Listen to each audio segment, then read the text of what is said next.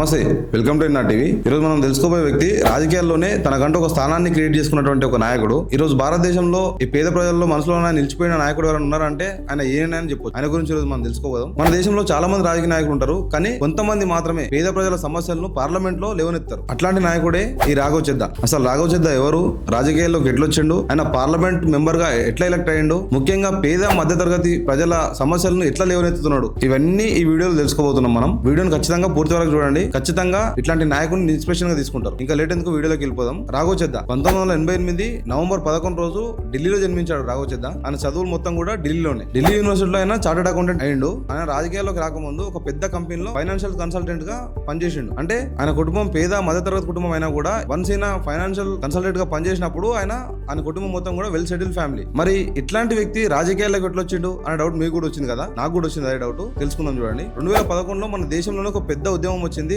ఆ ఉద్యమం పేరే ఇండియన్ యాంటీ కరప్షన్ మూవ్మెంట్. ఈ ఉద్యమానికి నాయకత్వం వహించింది అన్నా హజారే గారు. అట్లనే ఈ ఉద్యమంలో ఒక యువ కార్యకర్త కూడా పాల్గొన్నాడు. ఆయన పేరే రాఘవ్ చెద్దా. అట్లనే జరుగుతూ ఆ ఉద్యమం తర్వాత అరవింద్ కేజ్రీవాల్ గారు ఒక సొంత పార్టీ పెట్టారు ఢిల్లీలో, ఆమ్ ఆద్మీ పార్టీ. ఆ పార్టీలో మన రాఘవ్ చెద్దా గారు కూడా చేరారు. ఆయన రాజకీయ ఎదుగుదల ఎట్లా వచ్చిందంటే ఆమ్ ఆద్మీ పార్టీలో పార్టీ ఫోక్స్ పర్సన్ గా పనిచేసిండు ఆయన ఫస్ట్. ఆ తర్వాత ఢిల్లీలోని రాజేంద్ర నగర్ నియోజకవర్గం నుంచి ఎమ్మెల్యేగా పోటీ చేసిండు. 2020 ఎన్నికల్లో ఆయన గెలిచిండు. గెలిచిన తర్వాత పార్టీ ఆయనకు రాజ్యసభ సభ్యునిగా పార్లమెంట్ పంపించింది. అంటే ఆయన ఇప్పుడు ఎంపీ, పార్లమెంట్ మెంబర్. ఇక పార్లమెంట్ లోకి వెళ్ళినటువంటి ఈ నాయకుడు, ఆ నాయకుని మనసులో ఉన్నటువంటి మాటలు, పేద ప్రజల సమస్యలు ఏంటనేది ఆయన మైండ్ లో ఆల్రెడీ ఉన్నాయి. ఆ పేద ప్రజల ప్రశ్నలను ఖచ్చితంగా పార్లమెంట్ లో లేవనెత్తాలనుకున్నాడు. వన్స్ పార్లమెంట్ లోకి ఎంటర్ అయినప్పటి నుంచి రాఘవ్ చెద్దా గారు ఇంచుమించు 300లకు పైగా ప్రశ్నలు గవర్నమెంట్ అడిగిండు. ఏంది పేద ప్రజల పైన ఈ దౌర్జన్యం అని చెప్పేసి ఆయన ప్రశ్నలు అడిగిండు. ముఖ్యంగా పేద ప్రజలకు రెగ్యులర్ గా ఎదురవుతున్న సమస్యలు కొన్ని సెలెక్ట్ చేసుకొని మీకు చెప్పే ప్రయత్నం చేస్తాను. చూడండి. ముఖ్యంగా మొబైల్ రీఛార్జ్ సమస్య. ఈ సమస్య రెగ్యులర్ గా పేద ప్రజలు ఎదుర్కొంటున్న సమస్య ఇది. అంటే అర్థం చేసుకోండి, రీఛార్జ్ విషయంలో రీఛార్జ్ ముగిసిన వెంటనే ఇన్కమింగ్ కాల్స్ కూడా కట్ అయిపోతున్నాయి. అంటే మనం రీఛార్జ్ చేసుకోకపోవడం వల్ల అవుట్ గోయింగ్ కాల్ చేయకపోతే తప్పులేదు, కానీ ఇన్కమింగ్ కాల్ కూడా కట్ చేస్తున్నారు. ఇదేం దౌర్జన్యం? ఫోన్ నాది, సిమ్ నాది, కానీ ఇన్కమింగ్ కాల్స్ నాకు వచ్చే అవకాశం కూడా లేదా? టెలిఫోన్ కంపెనీ ఎట్లా కట్ చేస్తాయి అది అని చెప్పేసి గవర్నమెంట్ లో లేవనెత్తాడు రాఘవ్ చెద్దా గారు. అంటే రాఘవ్ చెద్దా గారు చెప్పాల్సిన ఇంటెన్షన్ ఏంటంటే పేద మధ్యతరగతి ప్రజల్లో వాళ్ళ డైలీ లేబర్ గా పనిచేసి వాళ్ళ పుట్ట గడుపుకోవడమే వాళ్ళకి ఇబ్బందిగా ఉంటే, మళ్ళీ పైకేంచి రీఛార్జ్ చేసుకోకపోతే, ఎమర్జెన్సీ టైంలలో కూడా ఇన్కమింగ్ కాల్స్ రాకపోతే వాళ్ళ పరిస్థితి ఏమది? వాళ్ళకి ఇన్ఫర్మేషన్ ఎవరు అందియాలి? ఇంత దౌర్జన్యం ఏంది? ఎందుకంటే వాళ్ళు రెక్కాడితే కానీ డొక్కాడని ప్రాణాలు ఉంటాయి. అట్లాంటి వ్యక్తుల దగ్గర రీఛార్జ్ లేకపోతే ఇన్కమింగ్ కాల్స్ కట్ చేస్తామంటే అత్యవసర సమయాల్లో వాళ్ళకి ఫోన్స్ ఎట్లా రావాలి, వాళ్ళకి ఇన్ఫర్మేషన్ ఎట్లా అందాలి? ఇది ఎంతవరకు న్యాయం అని చెప్పేసి రాఘవ్ చెద్దా గారు లేవనెత్తారు. ఒకసారి ఆలోచించండి. ఇది మీ లోపల నా లోపల ఉన్నటువంటి ప్రశ్నే కదా. ఇట్లా అందరి మనసులో ఉన్నటువంటి ప్రశ్నే ఇది. ఇంకా నెక్స్ట్, ఎయిర్పోర్ట్ లో ఖరీదైన ఆహారం. ఇది కూడా చాలా మంది చదువుకోవడానికి, బిజినెస్ పని మీద రకరకాలుగా తిరిగే వాళ్ళకు వాళ్ళకు ఎయిర్పోర్ట్లలో ఎదురైతున్న రెగ్యులర్ సమస్య. ఆ సమస్య ఏంటంటే టీ దాదామంటే 200, కాఫీ దాదామంటేనేమో 250 రూపాయలు, అదే భోజనం చేద్దామంటే 500 రూపాయలు. ఇంత ఖరీదు ఎందుకు? అది మన పంచభక్ష పరమాన్నాల? రెగ్యులర్ గా అదే టీ బయట తాగుతానేమో 20 రూపాయలు, మరి ఎయిర్పోర్ట్ లో తాగితే 200 ఎందుకు? అదే కాఫీ బయట తాగితేనేమో 25 రూపాయలు, మరి ఎయిర్పోర్ట్ లో 250 రూపాయలు ఎందుకు?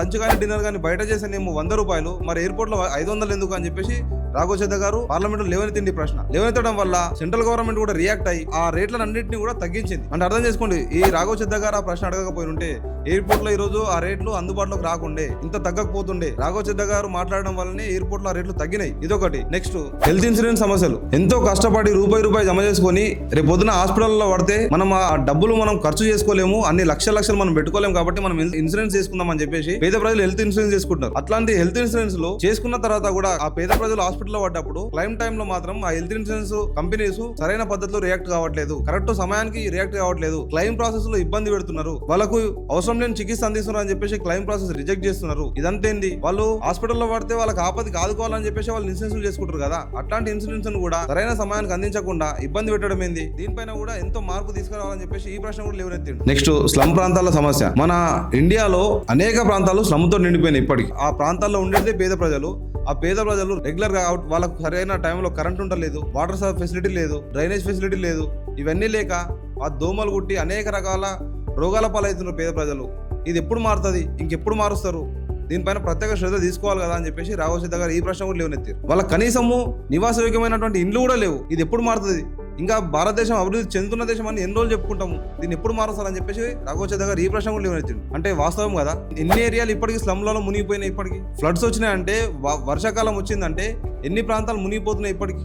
ఒక్కసారి ఆలోచన చేయండి. డ్రైనేజ్ వ్యవస్థ సరైన వ్యవస్థ లేక రోడ్ల మీద డ్రైనేజ్ నీరు పారుతుంటే, ఆయిల్ నుంచే తిరుగుతుంటే చిన్నపిల్లలకు ఎట్లాంటి రోగాలు వస్తాయో ఒకసారి ఆలోచన చేయండి. ఇట్లా అనేక సమస్యలు అట్లనే నెక్స్ట్ రేషన్ సమస్య. పేదలకు రేషన్ అందించడానికి పబ్లిక్ డిస్ట్రిబ్యూషన్ సిస్టమ్ ఉంది, అయినా కూడా రేషన్ దుకాణంలో ఇప్పటికి కూడా ఆధార్ ఫింగర్ ప్రింట్ సమస్యలు, ఇట్లాంటి సమస్యల వల్ల ఇంకా కూడా పబ్లిక్ కి రేషన్ అందడం లేదు. ఈ సమస్యకు వేరే పరిష్కారం వెతుకోవచ్చు కదా. ఇంకా వేరే పరిష్కారం కావాలంటే మేము చెప్తాం అవసరం అయితే. మరి ఆ సమస్యను ఎప్పుడు పరిష్కరిస్తారు? కొన్ని ఫింగర్ ప్రింట్ రాక ఇప్పటికీ రేషన్ ఇస్తలేరు వాళ్ళ కనీసం తినడానికి రేషన్ కూడా అందకపోతే వాళ్ళు ఎట్లా బతకాలి అని చెప్పి ఇట్లాంటి ప్రశ్నలు కూడా అడిగాడు. అంటే అర్థం చేసుకోండి, రాఘవ చెద్ద గారు ఎట్లాంటి ప్రజల గురించి పోరాటం చేస్తున్నాడు, ఎట్లాంటి ప్రజల తరపున మాట్లాడుతున్నాడు. నెక్స్ట్ కళాకారుల సమస్యలు. కళాకారులు ఎంతో కష్టపడి ఆ ఫోన్ నాది విలువలను కాపాడుకుంటూ వస్తారు కదా. అట్లాంటి కళాకారులకు ఎట్లాంటి భద్రత లేదు, వాళ్ళకు పెన్షన్ లేదు, సోషల్ సెక్యూరిటీ కూడా లేదు. ఇట్లాంటి ప్రాంతాలలో కళాకారులు ఎట్లా మెలుగుతారు అని చెప్పి ఇట్లాంటి ప్రశ్నలు కూడా లేవనెత్తిండు ఆయన. అట్లనే నెక్స్ట్ రైట్ టు రీకాల్. ఇది చాలా పెద్ద ప్రశ్న. ఒక ఎంపీ స్థానంలో ఉండుకుంటా కూడా ఒక నాయకుడు అడగాల్సిన ప్రశ్న కాదు, అయినా కూడా డేర్ చేసి 500 మంది ఎంపీలల్లా ఎవడు ఏమనుకున్నా పర్లేదు, ఎవడు ఏమనుకున్నా సరే నేను నెక్స్ట్ ఎలక్ట్ అయితేనా కానీ తర్వాత సంగతి.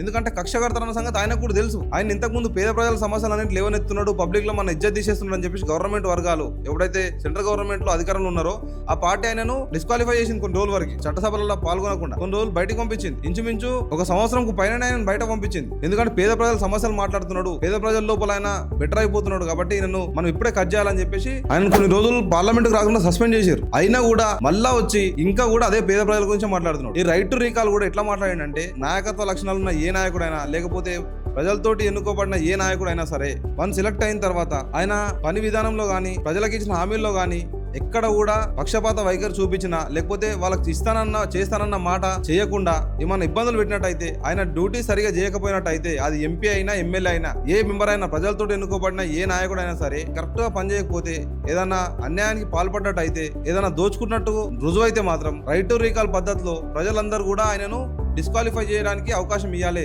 అది ఎందుకు ఇవ్వద్దు? ప్రజల చేత ఎన్నుకోబడ్డ నాయకుడు అదే తప్పు చేసినప్పుడు ప్రజలే రిజెక్ట్ చేసే అవకాశం ఎందుకు ఇవ్వరు ప్రజలకు? ఇది ఖచ్చితంగా తీసుకురావాలి. రైట్ టు రీకాల్ యాక్ట్ తీసుకురావాలి.